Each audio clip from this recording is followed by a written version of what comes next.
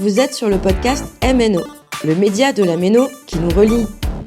Dans cet épisode, Eva rencontre Paco, un éducateur bien connu sur le quartier de la Méno. Il nous raconte son histoire. Alors Paco, raconte-moi un peu ton parcours. Déjà, est-ce que toi t'es né à la Méno ? Non, Je ne suis pas né à la Méno, mais j'y travaille. J'ai travaillé comme éducateur spécialisé depuis 30 ans. J'assure les mêmes fonctions que mes collègues éducateurs sur le quartier de la Méno. Et avant d'être éducateur spécialisé, avant d'être même à la Méno, j'ai une expérience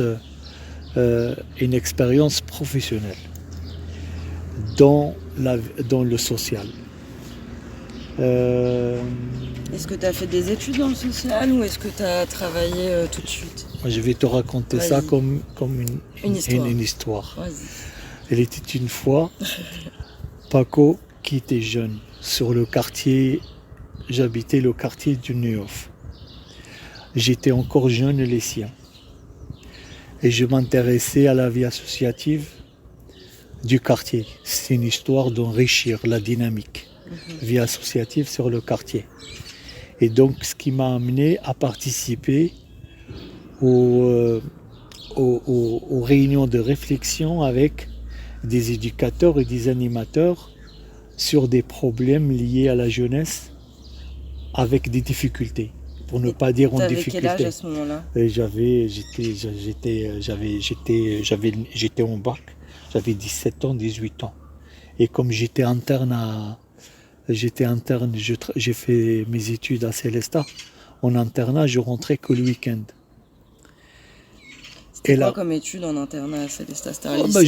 J'ai fait un bac général, j'étais en bac et j'étais en internat. J'étais en internat, j'étais à Koberlé et je dormais à Ushwilge. Et la rencontre avec un éducateur, en fait, la rencontre avec la femme d'un pasteur qui m'a demandé si je pouvais accompagner des gamins, travailler dans un centre de loisirs pendant les vacances scolaires et de faire le soutien scolaire avec les gamins au centre social et culturel. En fait, il m'a proposé d'aider les petits sur le quartier. Donc j'ai tout de suite dit oui. Et ça, c'était c'était les années 80, en 81.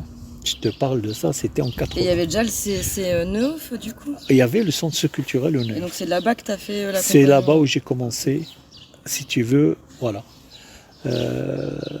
Mon intérêt à la vie associative dans le quartier. Tu sais, le Neuhof à l'époque, c'était vraiment les habitants, ils avaient vraiment leur place dans la participation, et une vraie participation dans la vie sociale dans le quartier.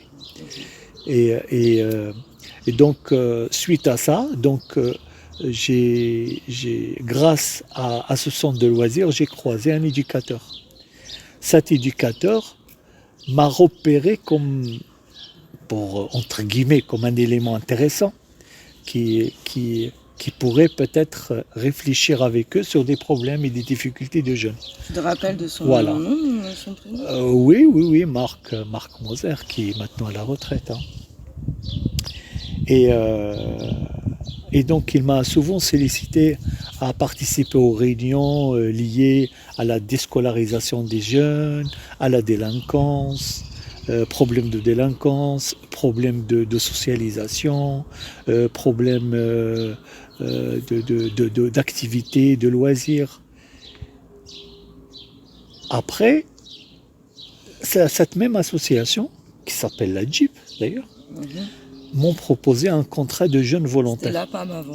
Non, c'était la JIP au Neuhof. Attends, j'arrive. Mon histoire, elle commence, ça c'est les années 80. Ah ouais. Donc déjà la JIP, c'est fou quand même. J'ai commencé l'initiation dans le travail social avec la JIP et j'ai terminé avec la JIP. Et t'as terminé avec la JIP. C'est incroyable quand même. Ouais. Et donc ils m'ont dit si je pouvais faire, c'est un peu l'équivalence d'une alternance si tu veux. Ouais. Ok. Ils m'ont proposé un contrat de jeune volontaire.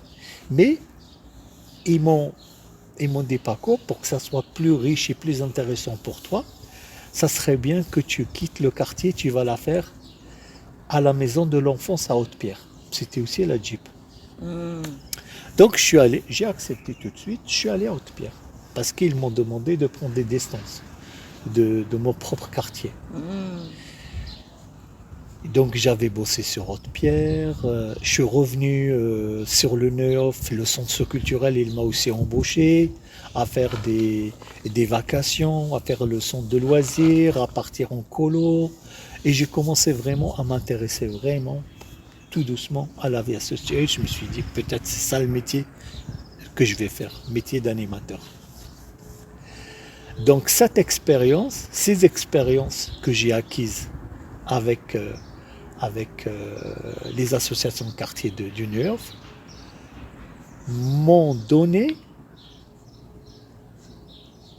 l'opportunité d'être embauché par une association quartier-gare à un contrat à durée indéterminée. Et dans cette association, j'étais vraiment quelqu'un, un salarié qui fait tout. C'était quel asso, quartier gare? Je te rappelle du nom? ATMF. ATMF, c'est l'association des travailleurs maghrébins en France. Ok. Donc à l'époque, ils ont obtenu un financement pour développer des projets d'animation socioculturelle sur le quartier gare. Et donc c'est là où j'ai fait connaissance de Adriana. Hmm. Adriana, elle bossait pour Porte Ouverte et moi, et on était dans le même quartier. Et donc cette association, je faisais l'accueil, le secrétariat, j'animais des réunions, j'organisais des réunions du conseil d'administration, je participais à des réunions internes, à des réunions externes, partenariales. À l'été, je développais des activités d'animation. Avant, il y avait été jeune, été chaud. J'organisais des opérations été jeune, été chaud. Je partais en camp avec les jeunes. Et c'était de 85 jusqu'à 92. À un moment donné, je me suis senti un peu vide et je me suis dit peut-être ça serait temps que je fasse un bilan de compétences pour voir ce que j'en suis. Donc l'association pour laquelle je bossais, donc ils m'ont accordé le financement de ce bilan de compétences qui a conclu comme quoi moi j'ai les compétences et les acquis pour faire une formation dans l'animation. Et donc tout de suite, là j'avais l'occasion de faire un BGEPS qui était avant qui s'appelait le BIATEP. Et comme par hasard, je me suis retrouvé avec Adriana dans la même formation, on était ensemble tous les deux. Avec Adriana, on était en formation à Mulhouse. La seule place qui est restée, pour moi, c'était d'aller à Drouot à Mulhouse. Donc j'ai fait mon BATEP là-bas. Le BATEP, c'était l'intitulé de la formation. C'était l'option animation de projets de quartier. On était formés à animer des projets de quartier. Donc j'ai fait cette formation d'1 an. Donc j'ai obtenu mon diplôme. Après l'obtention des diplômes, l'APAM, qui s'appelait avant prévention animation méno, parce qu'il y a le mot animation, et on pouvait exercer de l'animation parce qu'il n'y avait pas le centre socioculturel à la méno. Donc elle m'a ouvert ses portes. À la PAM, j'ai commencé à travailler. C'était une équipe c'est une équipe disciplinaire. Il y avait Rudy aussi Wagner qui était... Rudy, il était éducateur. Il était coordinateur ou chef de service ou directeur, mais pour moi, il était éducateur parce qu'il était sur le terrain avec nous. Et il y avait une psychologue, il y avait un instituteur, il y avait des éducateurs et un animateur qui était moi, un animateur professionnel. Donc là aussi, comme il y avait une demande d'animation, j'ai développé pas mal de projets d'animation, les séjours, animation de rue, repas de rue, les séjours à l'étranger, les projets de coopération, de solidarité à l'étranger, la lutte, les actions pour lutter contre la discrimination, pour l'égalité des droits. Et en fait, on a tout, j'ai un peu tout fait avec cette association qui m'a quand même aussi découvert une autre pratique de travail, qui est la prévention spécialisée, parce qu'au début, j'étais un peu suiveur et j'étais formé pour inventer des animations et des activités pour des jeunes qui en demandent. Alors que la pratique de la prévention spécialisée, c'était une autre pratique du social. Et là, je me suis dit, pourquoi pas de ne pas se former comme éducateur. Là, maintenant, mon rêve, c'était plus de devenir animateur. De suite, j'ai voulu devenir éducateur spécialisé. Donc, avec un peu d'expérience que j'avais, donc je me suis formé à devenir éducateur spécialisé pour avoir le même statut que mes collègues. Donc, tu as repassé, tu as refait une formation Voilà, en fait. Éducateur spécialisé, oui. Je l'ai fait en VAE, en validation. Ah. Voilà. Parce que... en validation d'acquis, parce que tu avais déjà quelques années d'expérience. D'expérience et la formation. Donc je l'ai faite en validation et je l'ai eu sans problème, hein, je l'ai validé sans. Mais moi j'ai fait une validation. DSP, ça veut dire c'est pas en droit commun. J'ai fait une validation en suivant quelques options de formation à l'ESTES, à l'école des éducateurs. J'avais passé quand même un entretien pour être admis et j'avais fait ma VAE dans un cadre un peu, ça s'appelle un dispositif en partie. Il y a des options que j'ai faites, par exemple, de formation que j'ai faites à l'ESTES, complémentaires à ma formation et à mon travail sur la VAE.